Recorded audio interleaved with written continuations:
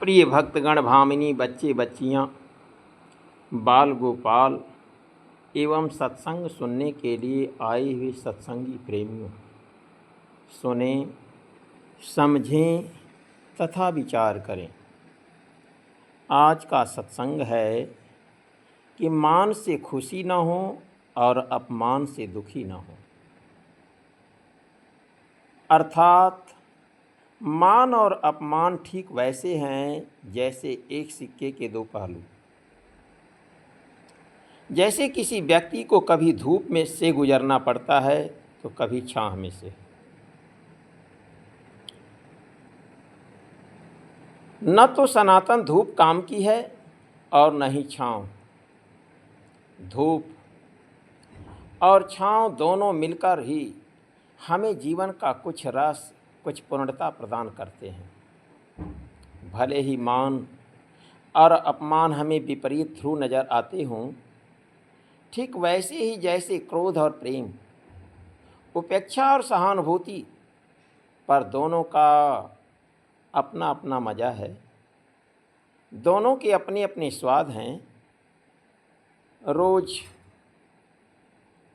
भिंडी ही खाई तो क्या खाई, कभी कभी करेले का भी आनंद तो लीजिए। धनिया की चटनी हो, धनिया की चटनी तो आप लोग रोज़ खाते होंगे, पर यह जानकर तरबूज की चटनी बनाकर तो देखें थोड़ा। गांधी जी के आश्रम में नीम के पत्तों की चटनी बनती रहती थी। अनुकूल ध्रुवों पर तो वे छोटे से छोटा इंसान भी प्रसन्न रहता है,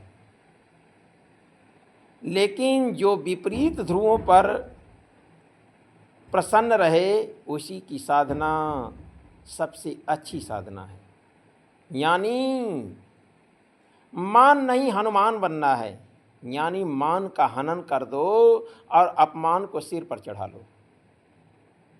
तुम मान को तो सामना हमेशा ही करते हो, मान का तो सामना हमेशा ही करते हो, पर जितने प्रसन्न भाव से मान का सामना करते हो उतने ही सहज भाव से अपमान का भी सामना करके देखो।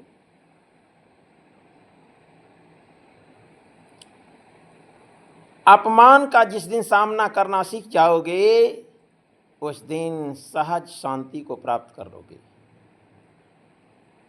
तो किसी का अपमान करना तुम्हारे लिए मंदिर की सीढ़ी बन जाएगा, आश्रम की सीढ़ी बन जाएगा, मस्जिद की सीढ़ी बन जाएगा। धर्म की किताबें तो सहिष्णुता को ही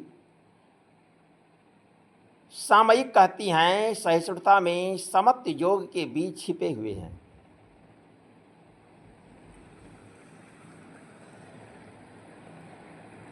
किसी के लिए भी परमात्मा की प्रार्थना करना आसान है, पर किसी के गुस्से को सहन करना कठिन है। नमाज या इबादत की अदायगी आसान है, पर अपमान के दो घूंट पीना भी बर्दाश्त के बाहर है। मैं इसलिए कहा करता हूँ कि सामयिक और संन्यास दोनों ही आसान हैं, और कठिन हैं तो चित्त की समता और हृदय की साधुता कठिन है।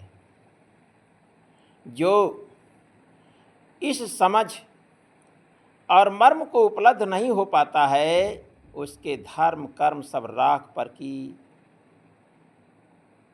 राख पर की गई लीपा पोती के समान है।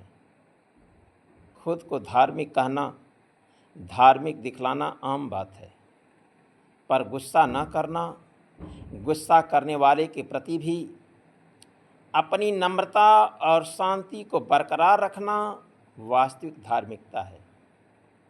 धर्म को तुम अंगुलियों पर गिन सकते हो।